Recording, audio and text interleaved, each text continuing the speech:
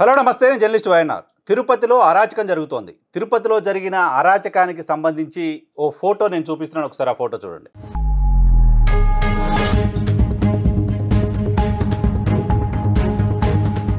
ఈ ఫోటోలో ఉన్న మహిళ తిరుపతి మొదటి పౌరురాలు, తిరుపతి మేయర్ శిరీష.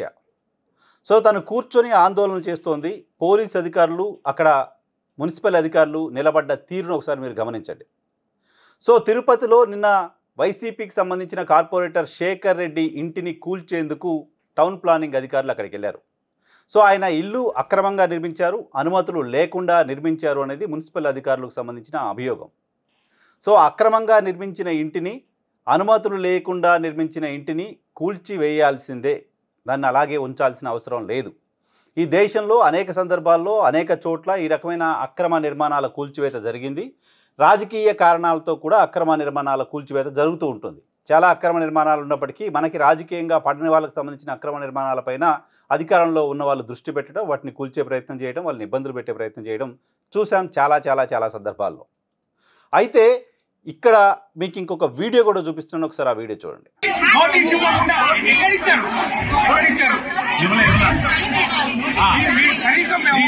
నోటీస్ ఇచ్చి 15 days టైం ఇస్తే సుప్రీంకోర్టు ఆర్డర్ ఉంది. రిలీజ్ ఎప్పుడు ఇచ్చారు?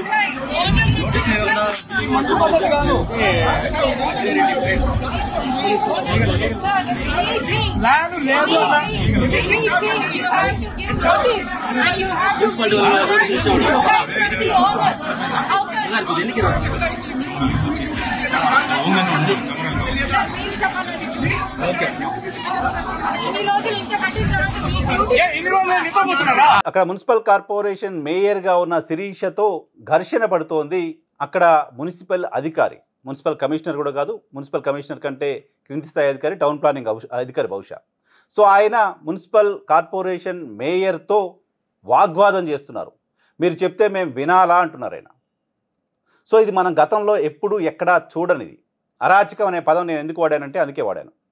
మేయర్ శిరీష ప్రజల చేత ఎన్నిక కాబడిన ఒక ప్రజాప్రతినిధి, ఒక బీసీ మహిళ.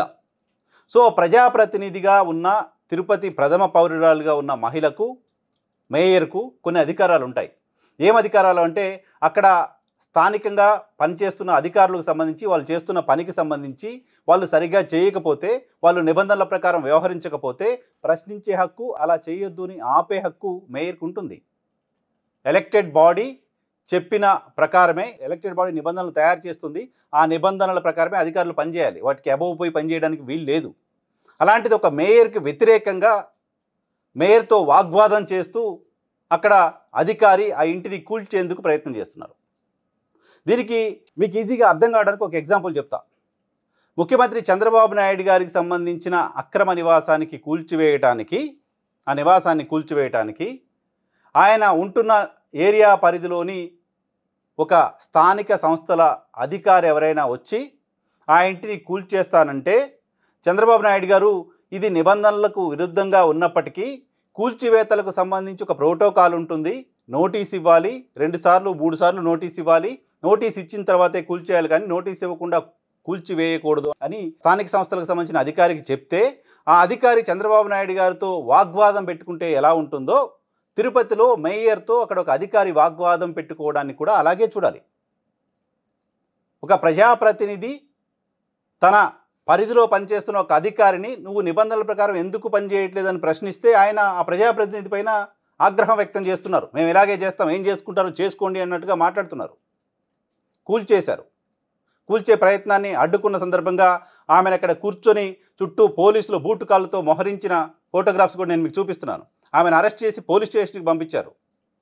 ఏం అరాచకం ఇది? ఈ అరాచకానికి కారణం ఏంటంటే తిరుపతిలో డిప్యూటీ మేయర్ ఎలక్షన్ సోమవారం జరగబోతోంది. ఈ డిప్యూటీ మేయర్ ఎలక్షన్లో శేఖర్ రెడ్డి వైసీపీ తరపున అభ్యర్థిగా పోటీ చేస్తున్నారు. సో ఆయన్ని బెదిరించాలి, ఆయన డిప్యూటీ మేయర్గా పోటీ చేయకుండా ఆపాలి అంటే ఆయనకు సంబంధించిన నివాసాలపైన, ఆయనకు సంబంధించిన ఆస్తులపైన దాడులు చేయాలి. ప్రభుత్వం వ్యూహం, ప్రభుత్వం పన్నాగం.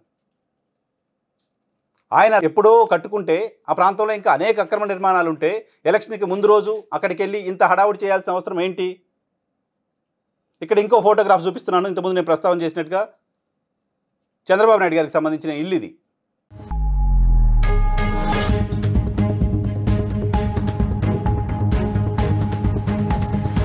చంద్రబాబు నాయుడు గారికి సంబంధించిన నివాసం కూడా అక్రమ నివాసమే. ఇదే అక్రమ నివాసం అంటూ ఎన్జీటీ చెప్పింది. ఎన్జీటీ నిబంధనలకు విరుద్ధంగా ఉంది. అక్రమ నివాసం మాత్రమే కాదు, అక్రమ నివాసం అంటే కేవలం టౌన్ ప్లానింగ్ వాళ్ళ దగ్గర నుంచి అనుమతులు తీసుకోకపోవడమో, లేకపోతే దానికి సంబంధించిన ట్యాక్స్ చెల్లించకపోవడమో, లేకపోతే ప్రభుత్వ భూములు నిర్మించడమో అక్రమ కట్టడంగా మనం అనుకుంటూ ఉంటాం. కానీ చంద్రబాబు నాయుడు గారి నివాసం నేరుగా ఎన్జీటీ నిబంధనలకు విరుద్ధమైనది. నేషనల్ గ్రీన్ ట్రిబ్యునల్ నిబంధనలకు విరుద్ధంగా నిర్మించిన ఒక ఇంట్లో ఆయన ఉంటున్నారు.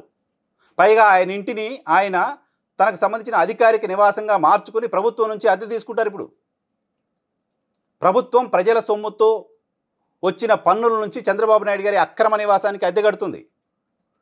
సో అటువంటి అక్రమ నివాసంలో అనైతికంగా ఉంటున్న ముఖ్యమంత్రి రాజకీయపరమైన కారణాలతో ఓ పార్టీకి సంబంధించిన అభ్యర్థికి సంబంధించిన ఇంటిని సుప్రీంకోర్టు గైడ్ లైన్స్కు విరుద్ధంగా, సుప్రీంకోర్టు గతంలో అనేక సందర్భాల్లో చెప్పింది ఇటువంటి కూల్చివేతలు ఉన్నప్పుడు వాళ్ళకి ప్రియర్ నోటీస్ ఇవ్వండి, టైం ఇవ్వండి, ఆ తర్వాత కూల్చివేయండి అని. సుప్రీంకోర్టు నిబంధనలకు విరుద్ధంగా 3 సార్లు నోటీసులు ఇచ్చి కూల్చేయాలి, ఒక్కసారి కూడా నోటీస్ ఇవ్వకుండా తమపై అధికారాలు తమను అజమాయిషీ చేసే ఒక ప్రజాప్రతినిధికి సంబంధించిన మాటని గౌరవించకుండా కూల్చేశారంటే అరాచకం కాకపోతే ఏమనాలి దీన్ని? నిజంగానే మున్సిపల్ కార్పొరేషన్లో బలం ఉంటే గెలవచ్చు కదా. మున్సిపల్ కార్పొరేషన్లో మీకు అక్కడ సీట్లు లేవు, మీరు ఇప్పుడు కొంతమందిని బలవంతంగా మీ పార్టీలో చేర్చుకొని అక్కడ నుంచి డిప్యూటీ మేయర్ స్థానాన్ని తీసుకునే ప్రయత్నం చేయటం ఏ రకమైన రాజకీయం? ఇటీవల విశాఖపట్నానికి సంబంధించి స్థానిక సంస్థల ఎమ్మెల్సీ ఎన్నికల సందర్భంగా మాకు అక్కడ బలం లేదు కాబట్టి మేము పోటీ చేయట్లేదు, బలం లేని దగ్గర పోటీ చేయకపోవడం ఒక అత్యుత్తమ రాజకీయ ప్రమాణంగా చెప్పారు కదా. మీకు ఒక్క సీటు కూడా లేని తిరుపతిలో ఎలా పోటీ చేయాలనుకుంటున్నారు? మీరు పోటీ చేయాలనుకోవడం మాత్రమే కదా, అవతల పార్టీకి సంబంధించిన వాళ్ళు ఇళ్ళని కూల్చేసే ప్రయత్నం ఎందుకు చేస్తున్నారు? ఏ రకమైన రాజకీయంగా దీన్ని చూడాలి?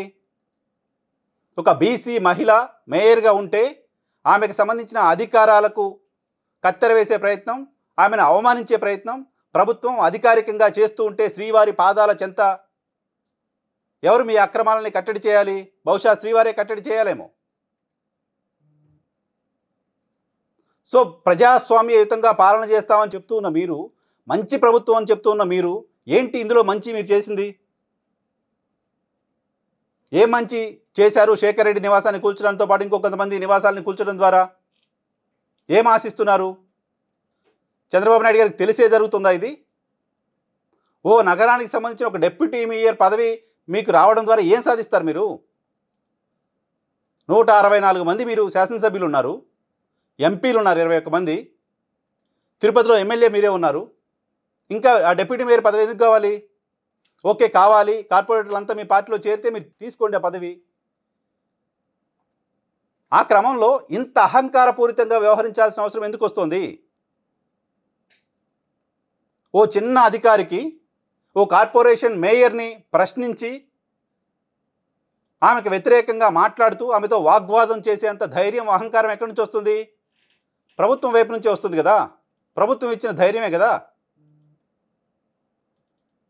ఇది అక్రమ నిర్మాణాన్ని కూల్చివేయటం మాత్రమే కాదు, ఓ బీసీ మహిళకు సంబంధించిన, ఓ నగర ప్రథమ పౌరురాలకు సంబంధించిన హక్కులకు భంగం కలిగించటం, ఆమెను అవమానించటం.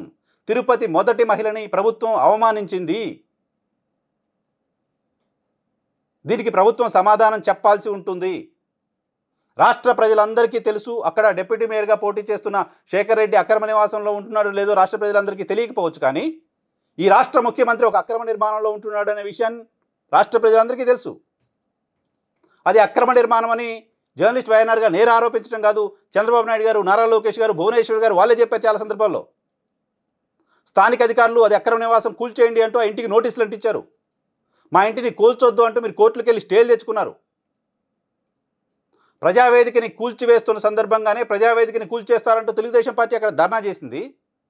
ప్రజావేదిక ప్రభుత్వ స్థలంలో ప్రభుత్వం నిర్మించిన ఒక అక్రమ కట్టడం, ప్రభుత్వ స్థలంలో ప్రభుత్వమే నిర్మించిన ఒక అక్రమ కట్టడాన్ని కూల్చివేస్తున్న సందర్భంగా టీడీపీ ధర్నా చేయడం, ఆందోళన చేయడం సరైనదైతే, ఓ ప్రైవేట్ స్థలంలో ఓ వ్యక్తి సొంతంగా తనకు తానుగా నిర్మించుకున్న ఇంటిని, వైసీపీకి సంబంధించిన నాయకుడే కావచ్చు ఆయన నిర్మించుకున్న ఇంటిని వేస్తున్న సందర్భంగా అక్కడ వైసీపీకి సంబంధించిన నాయకులు ప్రొటెస్ట్ చేయడం సరైనది కాకుండా ఎలా పోతుంది? ఈ రకమైన అరాచక పాలన కొనసాగిస్తూ పోతే, ఇదే అరాచకం కంటిన్యూ అవుతే, ప్రజలెవరూ చూడట్లేదు, వినట్లేదు, మాకు మీడియా ఉంది, మేము రాస్తే తప్ప ఈ విషయం ప్రపంచానికి తెలియదు అనుకుంటే సరైనది కాదు. బీసీల పట్ల చిన్న చూపుగా కూడా దీన్ని చూడాల్సిన అవసరం ఉంది. ఓ బీసీ మహిళని మీరు అక్కడ కూర్చోబెట్టిన తీరు, అరెస్ట్ చేసిన తీరు, ఓ చిన్న అధికారితో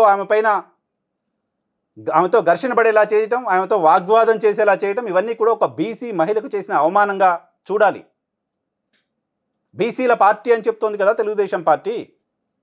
మొత్తం చిత్తూరు జిల్లాలో ఒక్క బీసీకి కూడా అవకాశం ఇవ్వకుండా, గడిచిన ఎన్నికల్లో అవకాశం ఇవ్వకపోయినా మీకు ప్రజలు ఓట్లేశారు కదా. సో దానికి ఎలాగైనా ఓట్లేస్తారు వాళ్ళని అవమానించినా పర్వాలేదు, వాళ్ళని పట్టించుకోవాల్సిన అవసరం లేదు అని భావిస్తున్నారా? మీ భావన అదే అయితే ఖచ్చితంగా రాబోయే రోజుల్లో ప్రజలు దీనికి సరైన గుణపాఠం చెప్పే ప్రమాదం మీకు పొంచి ఉంది. దయచేసి చూసుకోండి.